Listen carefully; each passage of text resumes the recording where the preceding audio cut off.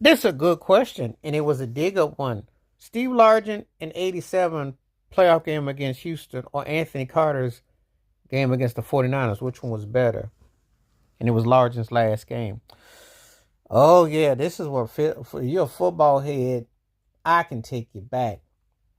Largent against Houston was a big deal. That's Warren Moon. It was something else. Kurt Warner wasn't playing, and it had been the Seahawks' only first playoff appearance since '83 when they lost the AFC Championship game against the Raiders. I remember that because the Bills' former coach Chuck Knox coached the Seahawks, and that was a big deal. It was a big deal for the Seahawks to get that deep. You know, um, Largent was one of the greatest receivers ever. It's kind of lost in conversation now because um, sometimes people, it's kind of like Lance Allworth gets romanticized, and Largent getting kind of got forgotten. But he had hands. They retired his jerseys. Remember fact when Jerry Rice went to go play for the Seahawks at the end of his career, which most people don't remember. It wasn't that memorable.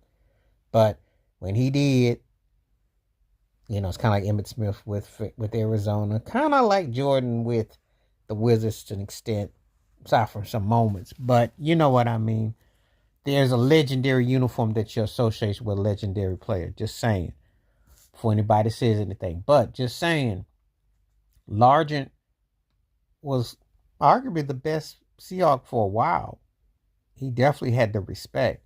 They just didn't have any postseason success. That was a different era. You can't imagine that in football these days because now they give you 15 different playoff games and more ways to play, and they find ways to romanticize. But back then, you were what you were, and you got what you got, and that's kind of how the cards fell and the chips were where they were.